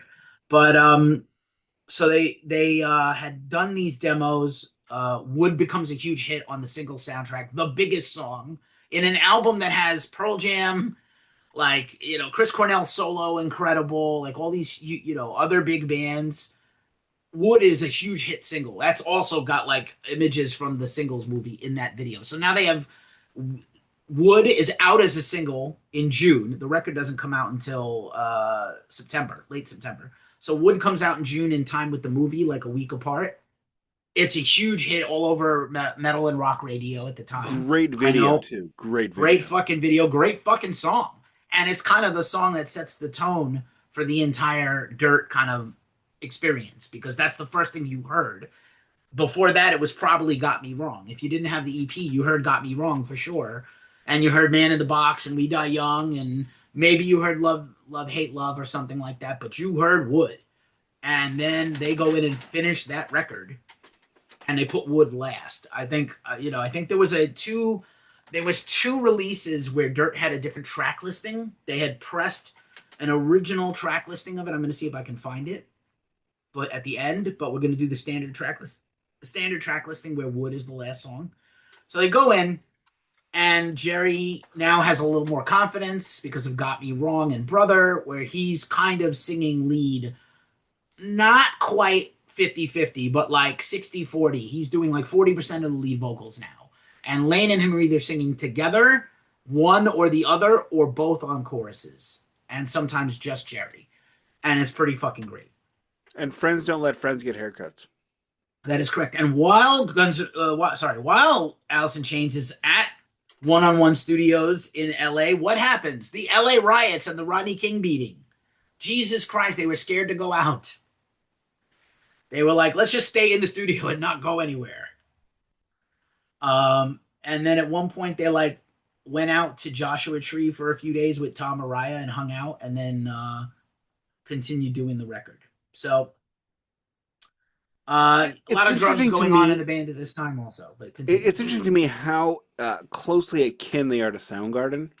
Whereas Kim Thayil in the metal anthology series on VH1, the grunge metal series, said, when Sam asked him, how do you feel about what you've contributed to metal? I hope nothing. Metal sucks. Mind you, this asshole's also on a Dave Grohl metal record, and so you have Soundgarden and Alice in Chains, who stylistically are fairly close, whereas Alice in Chains understands that they are a part of something with multiple genres of music, and they cozy up to all of them. Whereas Soundgarden is like, we're better than all of you. Well, I don't want to say I understand why it feels that way, and your point is absolutely valid. But what I will say is that Kim Thayil, like, they always intended to be more than just a heavy band with screamy vocals, and it just happened that way. And that's what people glommed on. That Cornell was gorgeous. Listen, the guy was incredibly. I got a boner right now just thinking about it. He's gorgeous, and he's got a voice like the classic rock iconic frontman. So of course, that's what the industry wanted from them. That's how they were pigeonholed. And Kim and Chris, as songwriters, were trying to get away from that. Look at Super Unknown. Look at down on the upside. They're way away from Bad Motorfinger and Screaming Life. No, I completely understand. It's just interesting to me how these two bands that were, started on the same street ended up in different states. That is absolutely fair. Through I also choice. wouldn't mind doing a Candlebox run also. I really love that band. No. I love those first couple of records. No? Oh, No. no. That No is way Candlebox. too far behind. Hey, puns. So they finish the record, and Lane goes in and out of rehab. At one point, reading a Dean Koontz book to try to like go cold turkey. Mike is the bassist, Mike Starr, which is his actual name. It's not a stage name. It is Mike Starr with 2 R's. He is fucked up on drugs at this point. Sean and Jerry are drinking and doing cocaine. They somehow the record is written in like a fever dream and recorded again. Luckily, they had demoed it out. Um, Newer tracks that they worked on during the record include Junkhead, Godsmack, and Hate to Feel, all referencing Lane's drug use. But anyway, comes out, and it comes out in late 92, the same day as Core by STP, by the way. And the same, just like it just fucking hit, man. And Them Bones, I think, was the second single released in September, right around the album drop. And, the video is iconic. The song is heavy. Let us go into the track by track and discuss this album. Let's go.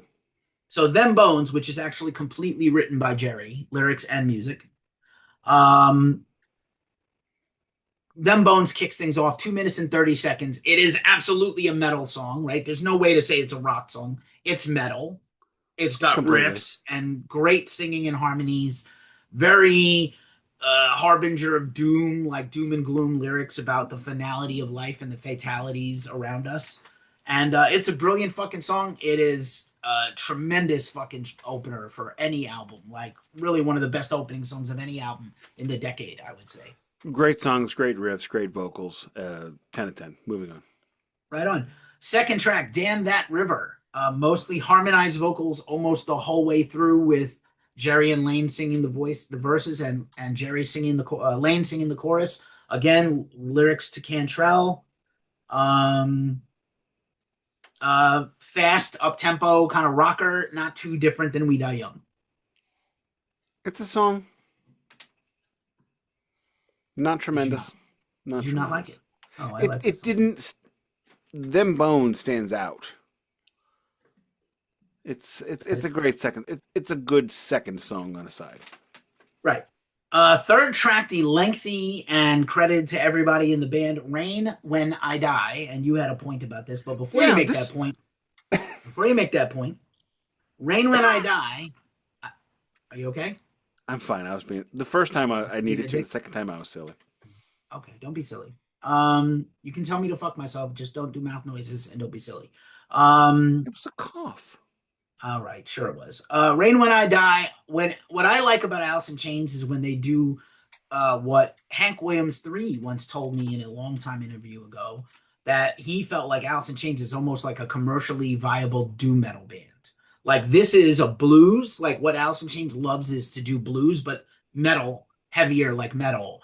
And then when Lane can just go fucking apeshit vocally off of a blues riff and dirgy kind of riffs, that's the best Alice in Chains. And this is what I think is one of the best songs on this record. I really liked this song, but the point that you mentioned to me that I brought up earlier was in 1995, 94, 95, Kiss records their last studio album with the Revenge lineup, which becomes Carnival of Souls later. It's got a song on it called Rain. And the producer was Toby Wright, who is the producer of the next Alice in Chains topic or series, Meet, their self-titled record. And on the song Rain, and just like on the song on the Alice in Chains record that we're talking about right now, both of them say, I think it's gonna rain. I can't do it because they're both really good. But Paul Stanley straight up lifted Lane Staley's vocals and Jerry Cantrell's lyrics. Well, if you're going to steal a diamond, because, again, this is one of the best songs. I do this at karaoke. Hey, to quote Paul Stanley, if you're going to steal, Steal a Steel Diamond. diamond, not a piece of Said Paul. glass. Paul's the greatest at that. And Oh, I love completely. Ring When I Die. I do this at karaoke. It's one of my Great favorite song. songs. Great song. Great fucking song. The next is also another. I mean, like a lot of this album would be in the top 10 Alice in Chains single songs ever. Down in a Hole single, huge single, still played live, humongous, Whew. like basically a doom metal ballad, right? Like it's heavy Like enough. slow down, boys. You can't keep this up for a whole record, or can you? Almost, or can you? Yeah, I think they can. Technically, Down in a Hole is it's kind of a love song, right? It's a doomed love song. It Okay, was the we'll go with final that. single of originally released in a year after the record came out in early October '93, and had an MTV video and really like catapulted this band, like continued the hits. Like these are singles that are meaningful. These are videos that touched a generation. And I love Down in a Hole. Great song. They did it on their Unplugged also, of course. Which I want a vinyl copy of so bad, but they haven't re-released it. What, Down in a Hole? Oh, the No, Unplugged. the Yeah, it's unplugged. out. I've been told you this. It's out. Is it? Yeah, it came out. You can get it. Okay, I'll look into it. Maybe it's sold out of that pressing and you didn't get one. Then and here's a good songwriting exercise. Lane Staley went to Jerry at one point while they were finishing the album in LA and told him, I want you to write the most fucked up musical song you can think of, and let's make that a song. And that is Sick Man, directly addressing Lane and Mike's drug use. It is like almost makes you dizzy how many key changes and tempo changes are in the song. And it's actually like a pretty advanced song for a band that is, into dicks and fart jokes.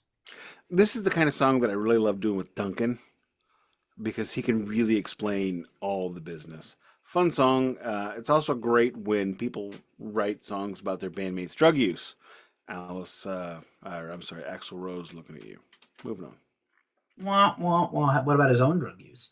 You're right Speaking about of that too. drugs, not about drugs, but the next song is Rooster, another huge hit, a song they had again, written maybe even a year and a half earlier, and demoed it and almost put it on set, but decided this is too good. Let's hold it back for the album. This is the fourth single released in March '93. Rooster is a song about Jerry's dad's sort of coming home from the Vietnam War and being, traumatized by what he saw and felt and everything. Rooster is the closing song of virtually every Alice in Chains concert that is a legitimate standard headline I show. still don't get it, but I mean, I love the song, but I don't. Because his dad, he said to him, what do you think? And his dad said, you wrote what I felt. I don't get it, but anyway, moving on. We've Oh, been going for a oh, while. we have. I'm sorry to hear that. We're almost I done. love the song, but I can't hear what they're hearing. I'm trying to. We're almost done. So, speaking of drugs, another drug song, Junkhead, another slow, dirgy blues metal song.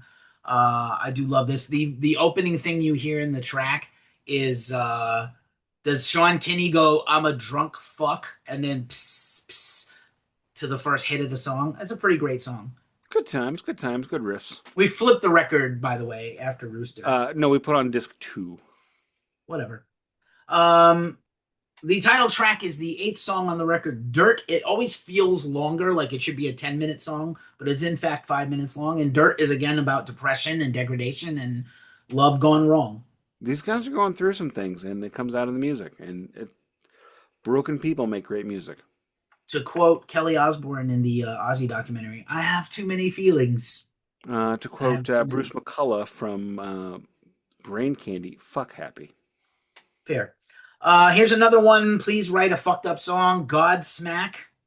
This is where they can deny it all they want. This is where Godsmack got their band name from. Clearly. I wish they had not. Again, and God's name is smack to some is the refrain. It's heavy. It's interesting. It's got a cool key change in the, sort of the bridge part. The bridge and the chorus change keys progressively, which is interesting musically. Uh, you know, Soft underbelly of the record territory, if there is one. Yeah, I was going to say the exact same thing. Good, good, good. The 10th track is a 43-second Iron Gland, sometimes known as Untitled. featuring Moving on. Tom Araya screaming, "This is Iron Gland." Stupid. I think it was, they were having fun. Slayer was recording Divine Intervention in the I next know room. what it was. Then 3 songs left to end the record. Hate to Feel, another song about drugs. This has got a cool shuffle riff, 5 minutes long, probably a little too long, but Lane wrote this on guitar. Actually, it's his riff. These next couple of songs are by Lane. He wrote A the Hate to Feel. little too long. We'll get back to that. Okay. No other thoughts on Hate to Feel? It's an okay song. What It's an okay it's song. the second disc of the record is not as good as the first. That's just reality. All right. Well, the third single is the next to last penultimate track of the album, and that is Angry Chair, written completely by Lane and lyrically by Lane, about Lane and Mike, and the video is, pretty fucking great. I believe it was Matt Mehurin who did the Unforgiven video. That's why they chose him. I remember And liking this song back when it was new. This is kind of when I started pulling away from Alice in Chains, and I don't remember why, but I wish I hadn't because that was stupid. oh, well, yes, it was. But also, like, this is a lot to listen to and process. These guys are. It's not like, hey, Andrew Wood overdosed on drugs and all the Mother Love Bone songs are mostly happy with a little bit of depression. And like, this is like brutal to listen. This is their lives. Like half this record is based on their own life. More than half this record is right from their own, souls. It's difficult. Like you can relate. It's relatable because we all go through depression and have bad things happen to us, and parents die and things, and war and drugs and destitution. But like, motherfucker, this is a lot of shit to process for an Completely album. with you, with Like, you. yeah, and that's without any future context yet of what happens to these guys. And then the final track again is Wood, which was already a big hit single when the record came out. So pretty fucking wild. And again, like, bunch of bangers to open it, a little bit soft in the middle, bunch of bangers to end. That's my, kind of my take. Yeah, I completely agree. It's got a soft underbelly. It's a three-sided record, and three-sided records rarely are 10s of 10. The only artist that puts out three-sided all the time that I can get behind is Robert Plant. So good luck everybody else. It's 57 minutes. Take out three songs out of the soft underbelly, and you've got an all-time classic. And none of the songs are bad, but it gets samey and it gets hard to get through. It gets hard to get to Wood for me. Okay. So I want to also say that I think it is a classic anyway, even with the it's soft it's still underbelly. it's still It's at least it's if it's not a 10 because of the couple of weak things, it's absolutely a 9 for me, locked in, but it's I really a give it an 10. 8. I give it an 8. They did the box set in 1999 when the band was basically done, called Music Bank, and there was a single LP from that also called Nothing Safe, the Best of the Box. But Music Bank had 2 bonus tracks recorded. They were on their demo from the SAP demos also, called Fear the Voices and Lying Season. Both of them are killer fucking songs, and they would have bloated this out way too much. I think that Lying Season is actually, like, they felt these 2 songs were too close to the end of Facelift, stylistically, like a little heavy metal and not this other dark shit. They're a little too happy, maybe because of the harmonies or the rocking out of them. But I actually urge you to go listen to Fear the Voices and Lying Season. I think Lying Season is actually really great and should have replaced one of those other songs on here. I think with Sap, with Jar of Flies, with Dirt, you have got probably 3 really great full records. And I just think the way the music came out is a bit tough to swallow. Fair enough. I also want to say this is really, even though Starr is leaving, I think that Sean Kenny really becomes a very singular enterprise as a dominating rock and metal drummer. It's really his own style. He brings in that Middle Eastern Egyptian drums, like almost world music drums for a metal context, is really unusual and phenomenal. And there's only a handful of people who have really done something like that. And he really made it his style, because after this, there's a couple of soundtrack songs. There's Jar of Flies. There's the self-titled record. I will tell you that I think, if I'm going to be honest, Toby Wright produces the self-titled, but Jar of Flies is first. and they produced Jar Flies. Toby Wright engineered it, and they liked him. And I Hmm. think he might have mixed Facelift when he started out his career. So they liked him, and they sort of worked with him in the studio while That they would make produced. sense considering how close a lot of this stuff is from Carnival of Souls that Toby Wright also produced. That's fair. I'm not mad at it. But anyway, Dirt is incredible. It is my favorite Alice in Chains anything. It is my favorite record of that year, and that's saying a lot with all those bangers. And even with Pantera, and even with Helmet, and even with Prong, and I love all those things. And White Megadeth, Zombie. White Zombie, that record is amazing. Um, yeah, what a great record, man. What a great record Dirt is. I'm Completely sorry, agree. Don, missed Completely this. agree. We will do the, so just really quick for a programming note, this will come out later this week. Next week, we will do a chaser on the David Gilmour new live album, which I will have to listen to off of somewhere else because I don't have it and I can't afford it. I don't have it And then either. we're, It's and not then out we're, till this weekend. okay. And then we're going to do Jar of Flies as a standalone episode, Alice in Chains self-titled as a standalone episode, and Unplugged as a standalone episode. And I'm very excited for these things. Wait, so Jar is a stand. I think it has to be. No, I think it needs to be. Okay. I'm gonna the kid said I could borrow her copy. Okay. I mean, you can talk. We can talk it over in the chat if you really want to fold it in and shorten the series. How long I'm is not it? Is against it it. 7 songs? I want to say it's 7 songs. Yeah, I mean it's 30 minutes, Okay, so that's a full episode. That's fine. I That's think it's fine. pretty great. It's a pretty great EP. I mean, their two EPs are fucking So I was amazing. right. So you've got 60, 80, 30. That's 110. That's two to It's a three it's an good records. it's an episode of the Glacially Musical podcast that Nick was right. That'll be on a shirt. Should be on every Anything shirt. else, my friend? If not, I'm take us home. done. Take us home. What? I'm You taking can us take home? us home. I had to take us home last week because I wasn't gonna have Don do it. Yeah, he's not good at it. Anybody, Oh, he's getting there. He's getting there. he's not good at it yet. He needs practice. Everybody, thank you for listening. Keefy, thank you for joining me every weekend and dealing with my mouth farts. Here's the deal. We don't make a whole lot of money from this. If we make any money, I might have made $1. I don't know.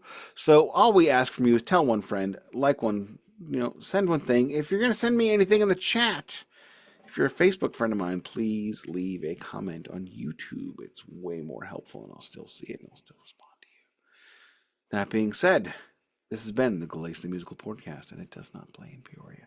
I miss you, Don, you fucking sexy bitch. Wow, that got very the green door for me right there for a minute. I do miss I Don. don't But know all what right. that means. Don's new album is coming out soon. Stay tuned for news about that also. All right, y'all. Peace. Later.